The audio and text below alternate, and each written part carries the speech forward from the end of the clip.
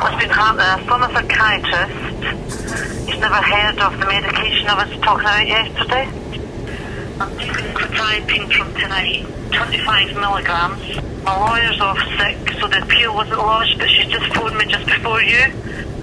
So she's getting an independent psychiatrist to come and see me and lodging my appeal. She still can't get her head round why I'm here. There's a young guy in here before I came in, and he got out on a 4-day pass, and he jumped in front of a train and killed himself. That's a sad story. He was signed for Hearts football team. They didn't make the first team. The other guy thinks he's Jesus, and he was getting damned, and damned, you tell lies, you've done sinned, blah blah blah. You always get a Jesus in there, so I'm glad you've got one of them. Aye, we've got a Jesus. Well, he was getting 1 hour passes, and he doesn't have a watch, so he's going out. They're taking his passes off him. If you do something bad and you get taken over to what they call the ICPU, you're allowed 3 cigarettes a day. I remember a month ago or so, you were pretty high. You did talk for an hour without a break. I've got tapes of it. Yeah. And I said to him this morning, I said, looking back, I would imagine the venlafaxine pushed my mood into, hypomania.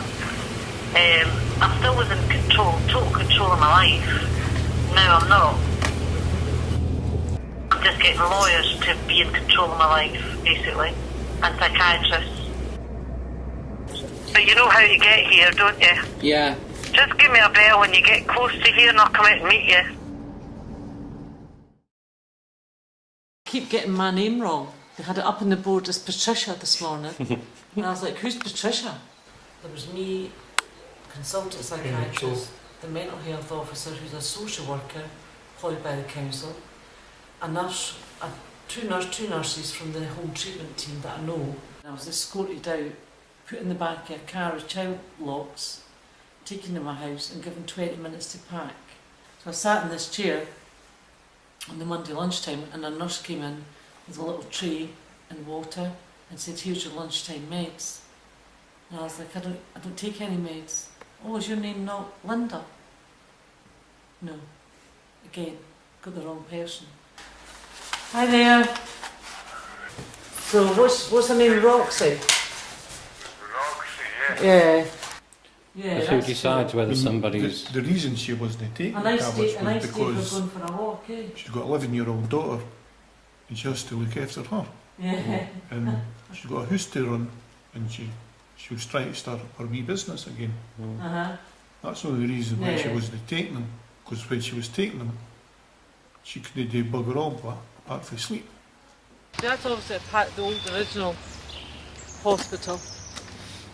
But I mean, I know 2 of the women that are in the ward with me just now are desperate to get home to kill themselves. One of them went home on Mother's Day and brought back a blade with her, which she's carrying about in her pocket. But it's just for cutting herself, because she says the voices tell her to cut herself. And they tell how deep. That was who lost their tribunal yesterday.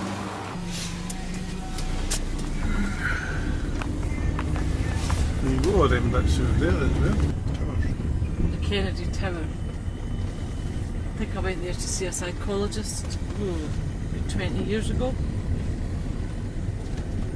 When did you first get ill then? Ill with what? Depression? Yeah. Postnatal, 1992.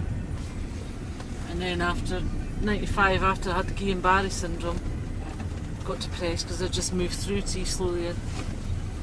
And I was stuck, paralysed at home. Not the best way to make new friends, is it? I am okay. Just still sore, my back's still sore. And I took tablets last night. They make me drowsy. So they're wearing off now until I take the next lot. Well, my dad died in 1988, and I was in the midst of finishing my accountancy exams, and that was the first time that I'd ever failed an exam, was in the year that he died. But they cut me some slack and I got to resit it and passed. April 1996, got a whacking great promotion, bit too much for me to cope with. you know, had tried my hardest to commit suicide.